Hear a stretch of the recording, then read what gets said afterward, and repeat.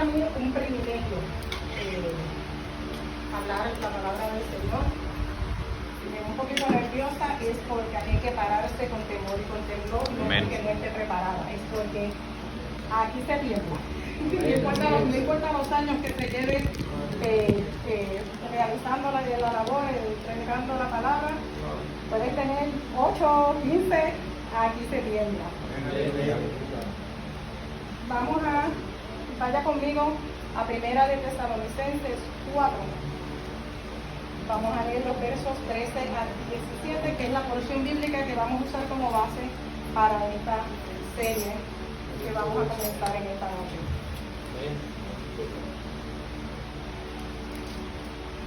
En lo que usted busca la palabra, quería añadir a la introducción que el pastor hizo.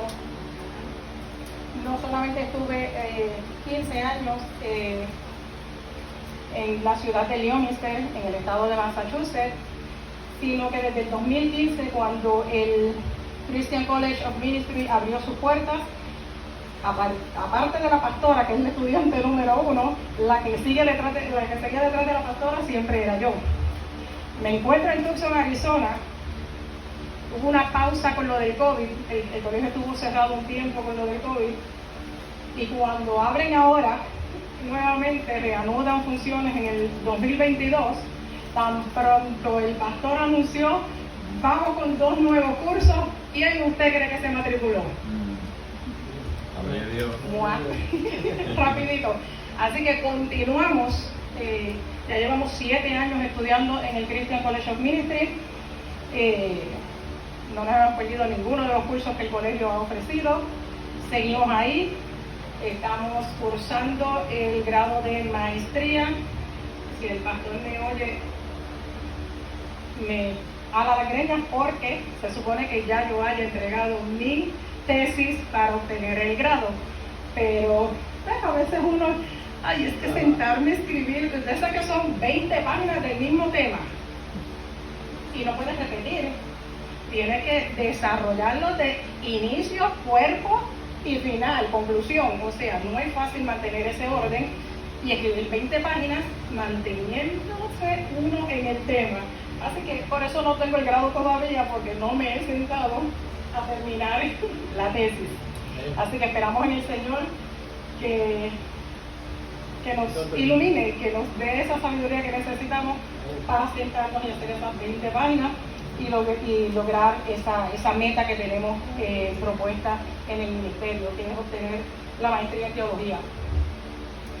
Estamos de pie en reverencia a la palabra y leemos la porción en Primera de Tesalonicenses capítulo 4 versos 13 al 17. La palabra se lee en el nombre del Padre, del Hijo y del Espíritu Santo. Amén. Tampoco queremos, hermanos, que ignoréis acerca de los que duermen, para que no os entristezcáis como los otros que no tienen esperanza. Porque si creemos que Jesús murió y resucitó, así también traerá Dios con Jesús a los que durmieron en él. Por lo cual os decimos esto en palabra del Señor, que nosotros que vivimos, que habremos quedado hasta la venida del Señor, no precederemos a los que durmieron.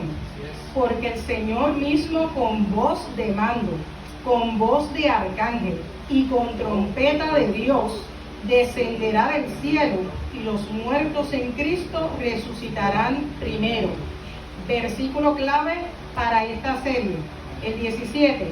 Luego nosotros, los que vivimos, los que hayamos quedado, seremos arrebatados juntamente con ellos en las nubes para recibir al Señor en el aire, y así estaremos siempre con el Señor.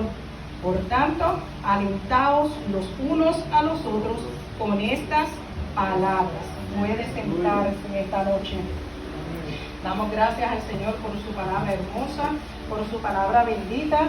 Y allá ahí le dije que prestara mucha atención al versículo 17 particularmente, porque va a ser el versículo, el sine qua non, la parte principal de la base bíblica que estamos usando en esta serie. Y aunque el tema principal de la serie es, y el pastor lo dijo, lo mencionó algo el domingo, ahorita hablando también volvió, hablando no, mientras oraba, lo mencionó, y es que esto es una iglesia que cree en que va a ser levantada. Amén. Es una congregación que cree que va a ser levantada, que Cristo viene y que viene pronto. Amén, así es. Ese es el tema principal de esta serie de mensajes, va a ser discutida en una manera teológica, en una manera escatológica, para que entendamos ese gran evento que la iglesia está esperando, que debe estar esperando. Todo llamado cuerpo de Cristo, todo llamado hijo de Dios, todo llamado cristiano, debe estar esperando que suceda este evento. Esa es la esperanza bendita del cristiano, que seamos levantados. Aunque ese es el tema principal de la serie, mientras oraba para presentarla, sentí la inquietud de parte del Señor de ponerle por tema despierta. ¿Por qué? Porque el mensaje del rapto, del arrebatamiento, del levantamiento del cuerpo de Cristo es un mensaje de alerta. ¿Por qué? Porque se acerca, está pronto a suceder, por consiguiente no podemos dormir, no podemos estar en esta fecha, hoy 13 de septiembre de 2022, no podemos estar como las vírgenes insensatas, no podemos estar con las lámparas casi apagadas. Tenemos que despertar, tenemos que llenar las lámparas de aceite, porque esto es un evento inminente. ¿Y qué significa inminente? Que quiera usted o no quiera, va a pasar. Es un evento que viene sí o sí. Aquí no hay cabida para el no. Para poder entender la escatología de este evento, necesitamos conocer ciertos términos, que significan ciertas palabras que quizás las hemos escuchado antes, pero quizás no hemos recibido la definición. ¿Qué son? Por ejemplo, la Biblia, 2/3 partes de la Biblia incluye en sus textos profecía, incluye eventos proféticos. Pero ¿qué es profecía?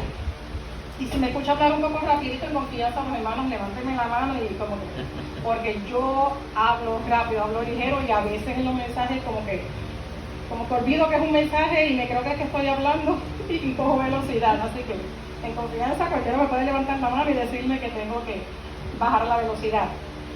Profecía es la proclamación del consejo de Dios para el futuro, o sea, es la historia predicha antes de su cumplimiento. Y suena un poquito contradictorio, porque ¿qué es historia?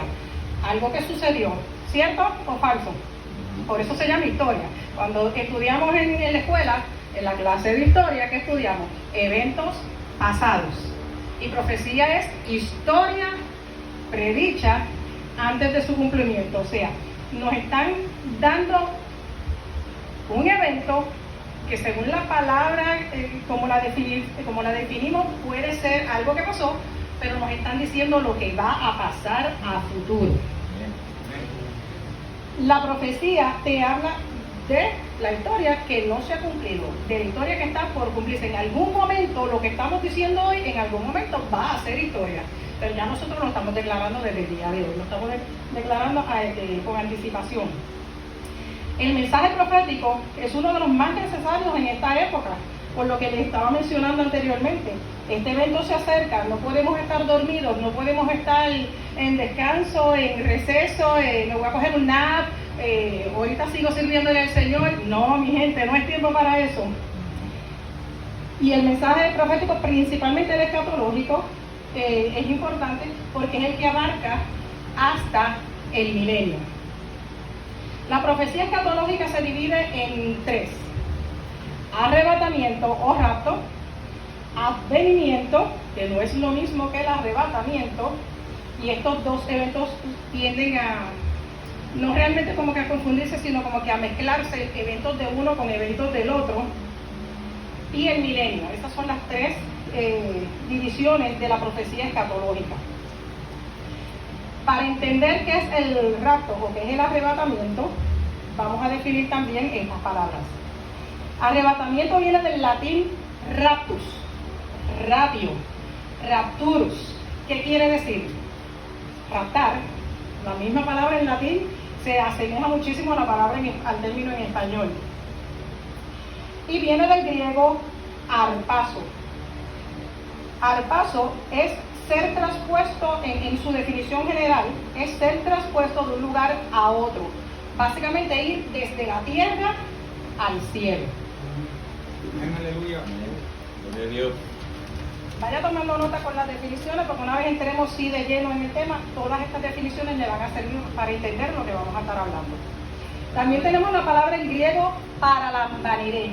¿Qué significa paralambanere? Venir por lo suyo, venir a buscar algo que le pertenece. ¿Y a qué viene Cristo? ¿Qué viene a buscar Cristo?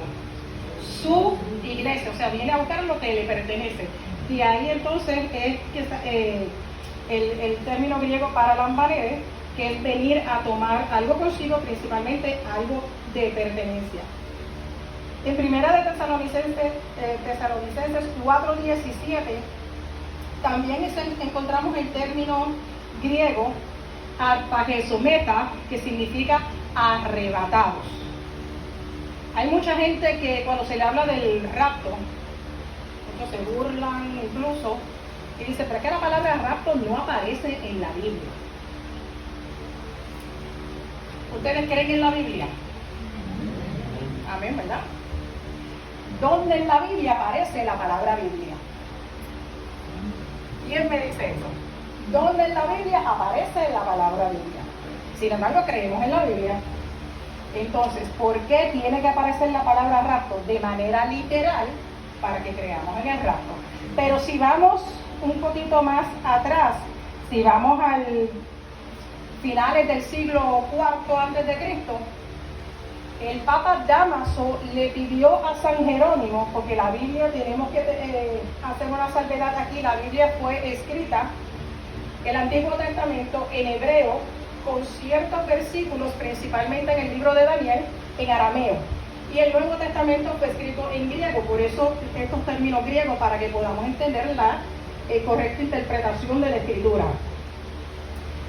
Y el Papa Dámaso, a finales del siglo IV, le pide a San Jerónimo que traduzca la Biblia al latín. Cuando San Jerónimo traduce Primera de Tesalonicenses 4:17, ya dijimos en las definiciones que la palabra arrebatamiento, o la palabra viene del latín raptus, rapio, rapturus, son términos en latín que significan raptar, que significan por eso es que nosotros usamos la palabra rapto, el término rapto, porque si vamos al latín, eso es lo que nos está diciendo. Y no estamos inventando una palabra, no estamos acuñando una palabra porque queremos. Es que si vamos a la Vulgata latina, que es como se llama esta traducción en latín, vamos a encontrar la palabra raptus, y raptus significa raptar. Por eso usamos hoy día la palabra rapto, pero para complacer a aquellos que quizás el término rapto no les gusta, vamos a estar hablando del arrebatamiento de la iglesia. Quiero hacer una pequeña pausa, como un pequeño paréntesis en el tema, porque quería discutir con ustedes 5 puntos principales de una iglesia con fundamento bíblico, porque también si sabemos esto, sabemos dónde estamos sentados, sabemos qué sillas estamos ocupando. Y yo sé que esta congregación, por eso lo voy a decir para que usted sepa dónde está sentado y dónde está cimentado usted. Yo sé que esta congregación tiene los 5 puntos. El primero es creer en la deidad de Cristo. Sabemos, contrario a los judíos, sabemos que Cristo es divino, fue 100% hombre, 100% divino. No fue un profeta más como se le cataloga. Creemos en su nacimiento virginal. Creemos en el sacrificio vicario para la redención del hombre. Creemos en su resurrección de entre los muertos. No solo se sacrificó por nosotros, sino que también se levantó de entre los muertos. No se quedó allí en aquella tumba. Y creemos en el rapto de la iglesia como primera etapa de su segunda venida. ¿Qué dije? Primera etapa de qué? Ok. Aquí es que vamos a hacer la aclaración de lo que le dije ahorita, que hay personas que combinan, mezclan sucesos de un evento con sucesos del otro. Vamos a hablar de un evento que va a ocurrir en dos fases diferentes. Este evento, la segunda venida de Cristo, tiene fase 1 y tiene fase 2. ¿Ok? Pero es un evento que Cristo vuelve, que Cristo regresa, va a venir nuevamente. El tema del rapto, como les mencioné ahorita, que hay gente que hasta se burla del término, es una doctrina bien atacada. Es responsabilidad de nosotros, la iglesia, defender este punto, predicar sobre este punto, porque es un evento que va a ocurrir. No podemos callarnos porque la gente se burla. No podemos dejar de hablar de que Cristo viene, de que Cristo viene a buscarnos, de que se te está acabando el tiempo y si no has dado ese paso de fe, te queda poco tiempo. Ven a Cristo ahora porque esto va a ocurrir. So, es nuestra responsabilidad como un cuerpo de Cristo predicar sobre este evento glorioso. Quería compartirles una estadística que hay que yo diría que hasta cierto punto daría pena, pero el que conoce palabra sabe que la palabra dice que pues, van a haber apóstatas, va a haber quien creía una cosa 20 años atrás y usted le pregunta hoy y le dice que eso no es así, pero 20 años atrás le decía que sí, que era así. O sea, eso es apostasía, despredicar lo que se predicaba, dejar de creer en lo que se creía. Y tristemente hay solamente un 6% de los cristianos en el mundo que creen en el rapto. Muchos nunca han creído, muchos han apostatado, antes creían y hoy día ya no creen. Hay dos porciones bíblicas, dos citas bíblicas principales, porque hay muchas que apoyan la doctrina del rapto, pero hay dos que son fundamentales para apoyar esta doctrina, que son Primera de Tesalonicenses 4, 13 al 18, que es nuestra base para esta serie, y también encontramos un apoyo sólido, contundente a esta doctrina en Primera de Corintios 15, 51 al 53.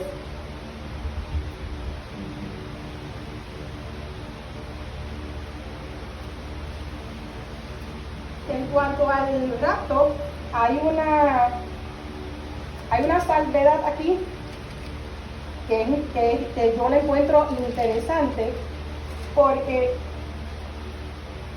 el misterio de la iglesia no fue revelado en el Antiguo Testamento. Y el primero que habló del rapto fue Jesús en Juan 14, 1, 3. Y aquí vamos a hablar Biblia, así que vamos a Juan 14, 1, 3. Porque aquí no es, ay, me dijeron, no, vamos a la palabra. Porque no se lo estoy diciendo yo, lo dice la palabra. Juan capítulo 14, versos 1 al 3, donde dice: no se turbe vuestro corazón, creéis en Dios, creed también en mí. En la casa de mi Padre, ¿dónde vive el Padre?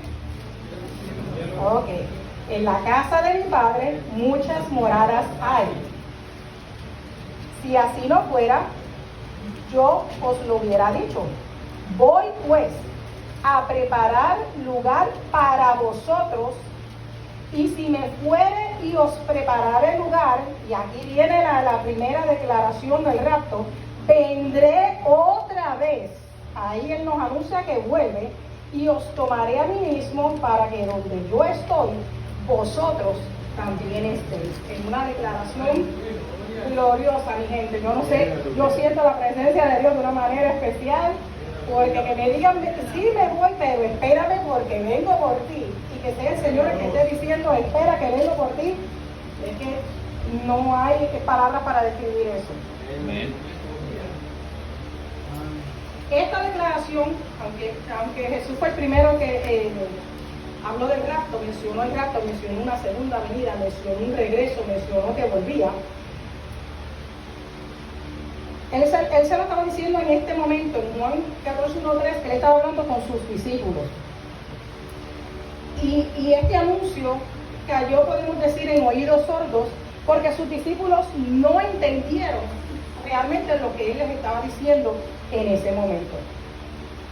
Le tocó entonces al Espíritu Santo revelarle esta doctrina al apóstol Pablo para que la explicara a la iglesia.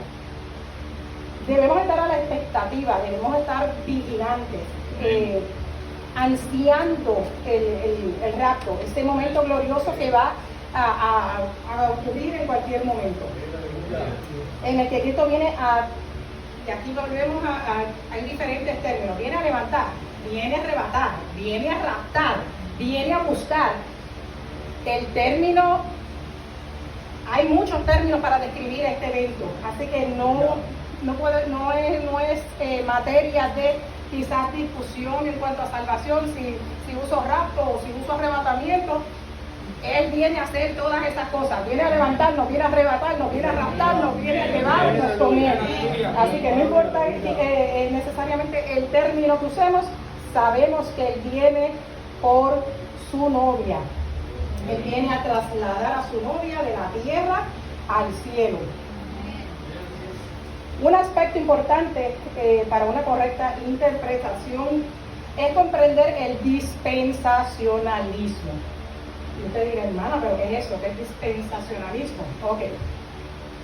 El dispensacionalismo marca tiempos y marca convenios, nos dice ese pacto de Dios en ciertas épocas determinadas.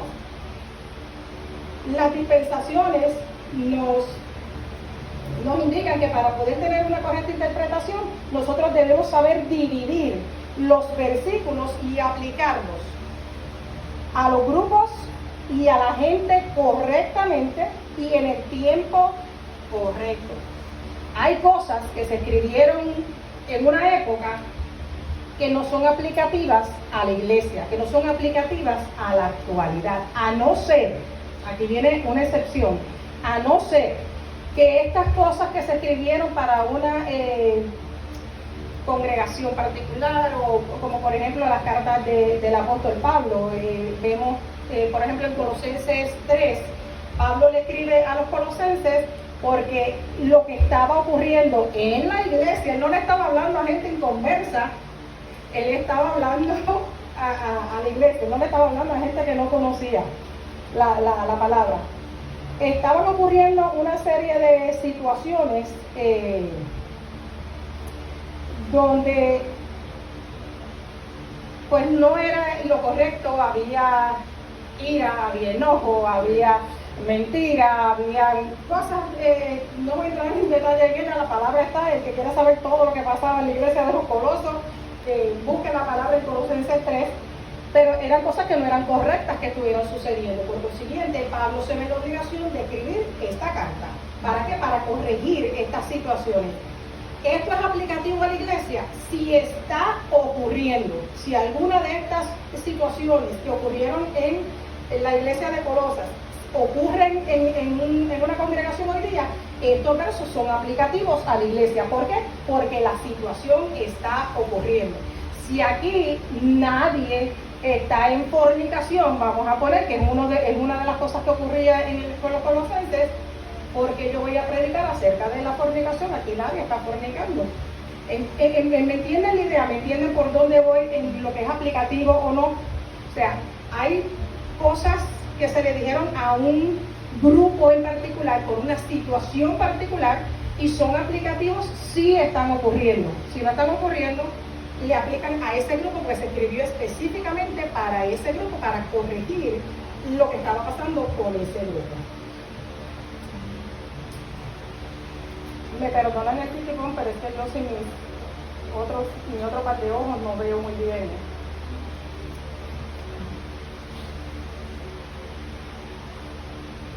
Así que sabiendo que debemos comprender esta división en los versículos y saber cómo aplicarlos, podemos saber identificar entonces qué le pertenece a Israel y qué le pertenece a la iglesia.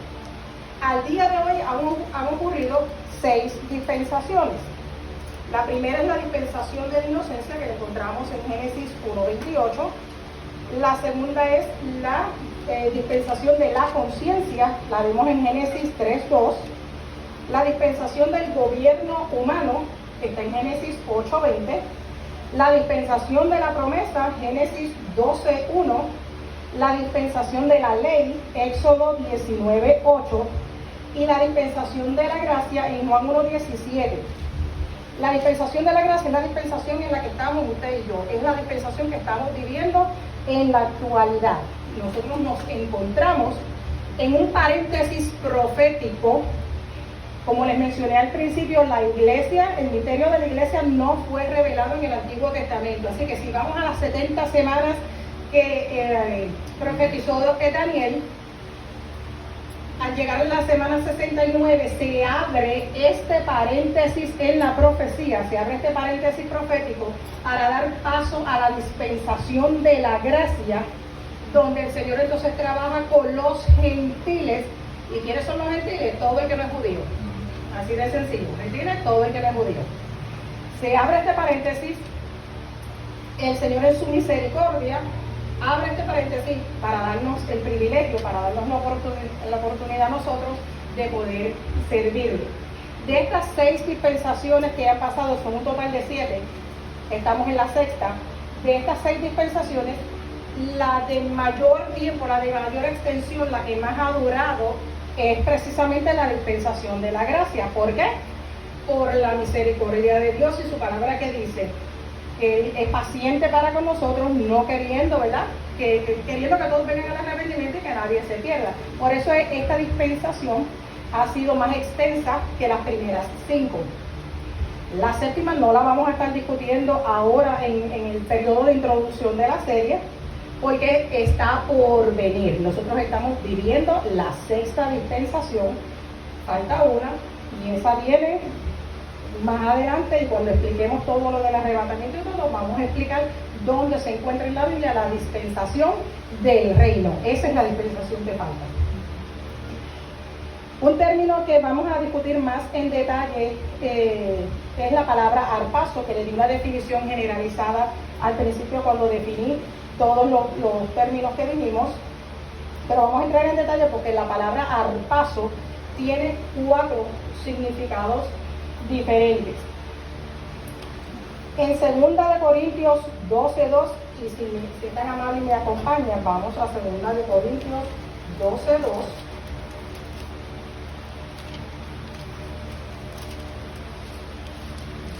La palabra dice: conozco a un hombre en Cristo que hace 14 años y hace la salvedad, está escrito en su Biblia en paréntesis, él hace la salvedad, hace la aclaración: si en el cuerpo no lo sé, si fuera del cuerpo no lo sé, Dios lo sabe. Fue arrebatado hasta el tercer cielo. En esta porción Pablo está hablando de sí mismo. Ese hombre que él conoce, que hace 14 años, él está hablando de él. Pablo está hablando de Pablo. Y en este versículo, en el 12:2, vemos que él fue llevado hasta el tercer cielo, fue arrebatado al tercer cielo, haciéndonos, vuelvo y repito, la salvedad de que él no sabe si físicamente o si en espíritu. Él hace la salvedad: si en el cuerpo no sé, si en el espíritu no sé, Dios sabe, pero yo fui arrebatado al tercer cielo. Él llegó al tercer cielo. Es lo único que él sabe claro. Ahí mismo, si vamos al versículo 4, nos dice que fue arrebatado al paraíso, donde oyó palabras inefables que no le es dado al hombre expresar. El 2 nos dice que fue llevado al tercer cielo. El 4 nos indica que fue arrebatado hasta el paraíso, fue llevado al paraíso. Y le fueron dadas palabras inefables. ¿Qué quiere decir? Palabras que él no sabía explicar. Él las escuchó, no tenía cómo explicarlas. Cuando algo es inefable, es que usted no le encuentra explicación, no encuentra cómo explicarlo.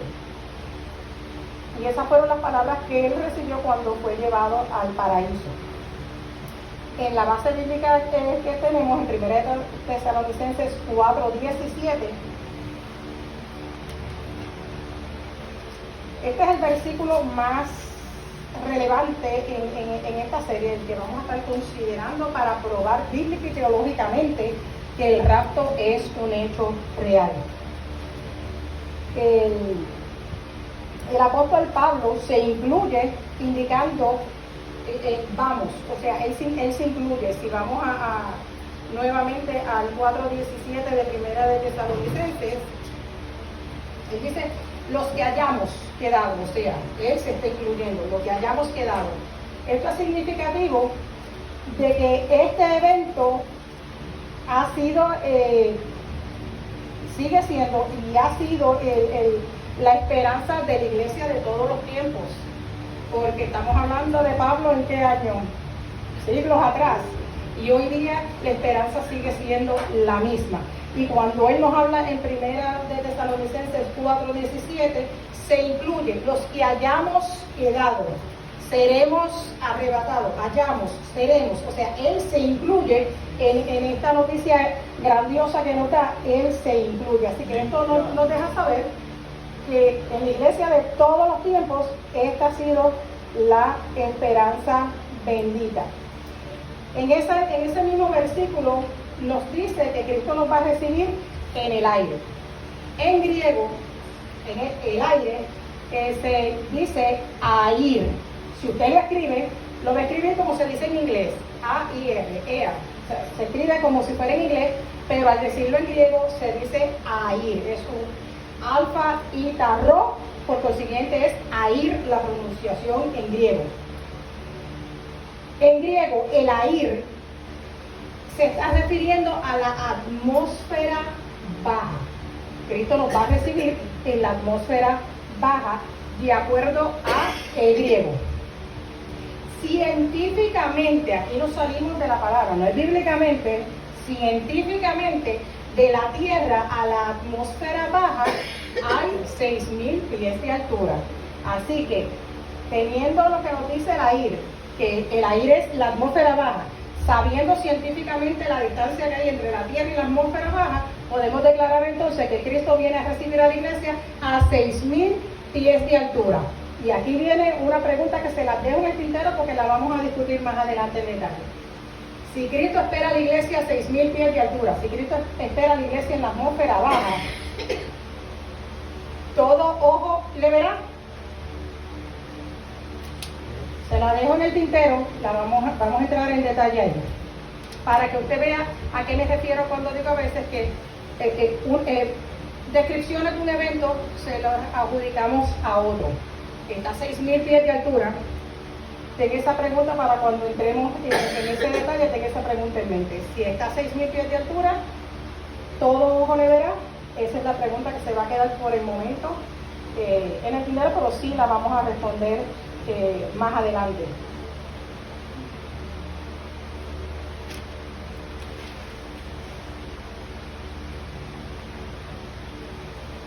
El apóstol Pablo, y vamos ya a entrar un poquito más de lleno en el tema, el apóstol Pablo recibió la revelación de la doctrina del rapto y la describe muy bien, particularmente en Primera de Tesalonicenses 4:17, por eso que lo estamos usando como base. El apóstol escribió 13 cartas. Pregunta y me contesta el que lo sepa, y si no lo sabe, no hay problema. Cuando yo empecé en el colegio, el pastor allá preguntaba y nosotros acá como que hacer la respuesta, así que no se preocupe, rásquese la cabeza si se la tiene que rascar, que eso todos lo hemos hecho.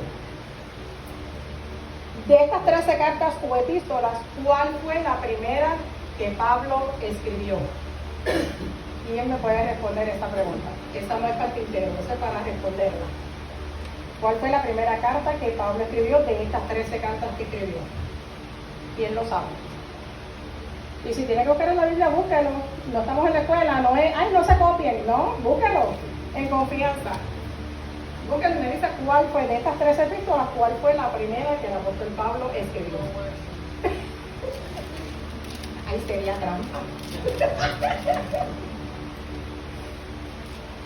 ¿Quién se atreve? Un valiente. Aunque lo diga incorrecto, cuando nosotros lo vimos en el colegio, si usted llega a escuchar la de disparates que se dijeron, es que usted se ríe, no hay problema. Del error se aprende. ¿Cierto, pastor? Del error se aprende. Dígame lo que usted cree, su opinión, y ya veremos y aclararemos si fue esa o no fue esa. Hermano Jesús, que Romanos. Romanos. ¿Quién tiene otra? Son tres. Son 13, así que no todo el mundo tiene que estar precisamente de acuerdo con el hermano Jesús. ¿Alguien tiene otra respuesta? ¿Cuál fue la primera carta que el apóstol Pablo escribió? De las 13 que escribió. Las cartas. Mateo es Evangelio. Las 13 cartas de Pablo, ¿cuál fue la primera que escribió? El hermano Jesús nos dice Romanos. La carta a los romanos.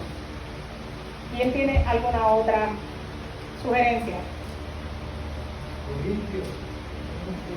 Corintios, Romanos, Corintios. ¿Alguien tiene otra? ¿No? Ok. La primera carta que el apóstol Pablo escribió fue Primera de Tesalonicenses, que la escribió allá para el año 51, donde introduce esta doctrina del rapto. Y usted va a decir, pero es que después de los evangelios no sigue Primera de Tesalonicenses, ¿cierto? Usted tiene razón. Lo que pasa es que las cartas de Pablo no están en la Biblia acomodadas cronológicamente. No están puestas en la Biblia en el orden que él las escribió. Tendríamos que ir a la historia, tendríamos que ir a la fecha cuando se escribió cada carta para determinar que la primera que escribió fue Primera de Tesalonicenses y no Romanos, que vendría siendo por lógica, por ubicación en la palabra, Romanos vendría siendo la primera opción, porque es la primera que aparece, pero no es realmente la primera que escribió. Y por eso es que es la base bíblica de esta serie de temas, porque es la primera que escribe donde introduce la doctrina del rapto. Y es aquí, principalmente en el 4:17, donde él presenta la relevancia de esta doctrina. Como le dije anteriormente, hay varios significados de la palabra harpazo, 4 para ser específica. Y hoy vamos a discutir el primer significado y aquí nos quedamos, ¿verdad? Porque es una serie, so vamos a tener tiempo para seguir desarrollando las otras definiciones. La primera definición de harpazo es arrebatar a la fuerza. Y usted dirá, pero ¿y por qué a la fuerza? Si Cristo es el que me viene a buscar, ¿por qué me tengo que ir a la fuerza? Ok. ¿A quién va a arrebatar a la fuerza? A la iglesia, ¿verdad? ¿Por qué a la fuerza? ¿Quién tiene más o menos una idea? ¿Por qué tiene que ser a la fuerza? ¿Por qué no es simplemente, iglesia, ven acá y subimos tranquilamente y nos encontramos con el Señor en el aire? ¿Por qué tiene que ser a la fuerza?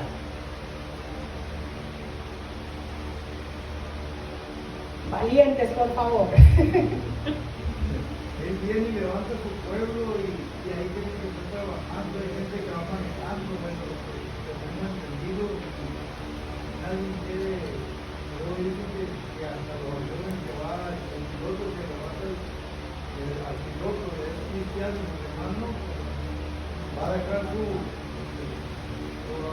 gente por ahí, y todo el cristiano. El momento del rapto, en el momento que el rapto ocurra, sí van a haber estas situaciones que el mundo las va a considerar como, hay situaciones de emergencia, van a estar los bomberos corriendo, policía, paramédicos, va a estar todo el mundo corriendo porque va a haber accidentes, aviones cayendo, sí sabemos que esto va a ocurrir. Pero ¿por qué vamos a ser arrebatados a la fuerza? ¿Por qué tiene que ser a la fuerza? ¿Por qué no es simplemente, iglesia, ven acá y allá vamos y nos encontramos con él? ¿Por qué tenemos que ser arrebatados a la fuerza? ¿De quién él nos está sacando o de qué él nos está sacando que tiene que hacerlo a la fuerza?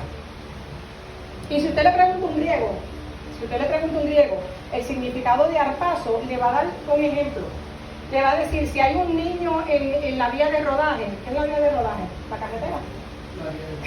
Si hay un niño en la carretera, viene un vehículo, o sea, sabemos que el niño está en un peligro inminente. ¿Qué yo hago? ¿Lo dejo ahí? ¿Que le pase el carro por encima? ¿Qué voy a hacer? Voy a tratar de correr y sacar al niño del peligro, ¿cierto o falso? ¿Qué hice con el niño? Lo arrebaté, lo hice con cariño, le dije, vente papito, salte de la carretera que el carro te va a pasar por encima. Lo que hice a la fuerza, ¿no? Ok. ¿Alguien puede entonces explicar este significado de harpazo? ¿Por qué tiene que ser a la fuerza? Porque viene ¿Qué dijo? Por el enemigo que se apodera de sus hijos y ya se lo va a arrebatar. Está ahí. Más o menos. O sea, tiene la línea, pero si vamos a... Él está ahí, vamos a verificar. Ayuda.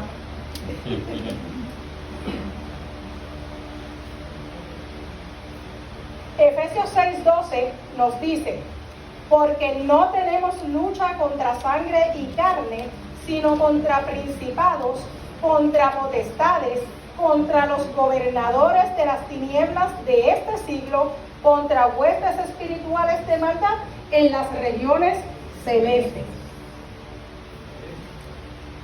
Y el 2:2 dice: en los cuales anduvisteis en otro tiempo, siguiendo la corriente de este mundo, conforme al príncipe de la potestad del aire. ¿Quién es el príncipe de la potestad del aire? Satanás, ¿verdad que sí? Van llegando, ¿verdad? Van llegando al porqué de que tiene que ser a la fuerza. ¿Qué hay en el aire? Huestes, potestades, gobernadores de las tinieblas, ¿cierto? ¿Dónde Cristo va a recibir a la iglesia? En el aire. O sea, ¿dónde la va a recibir? En el territorio de ¿quién? En el territorio de Satanás, que es el príncipe de la potestad del aire.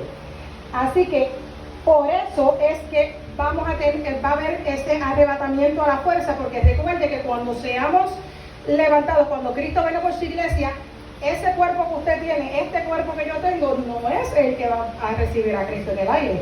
Nosotros vamos a pasar por una transformación. Este cuerpo carnal tenemos que dejarlo. Vamos a recibir un cuerpo espiritual, que en griego sería, vamos a dejar el soma psíquicón. Soma es cuerpo, vamos a decir, psíquicón es carne. Vamos a dejar el soma psíquicón para recibir el soma nimaticón. O sea, dejamos el cuerpo carnal para recibir el cuerpo espiritual. Y hablando de espíritu, vamos a salir de la mortalidad, vamos a entrar a la inmortalidad.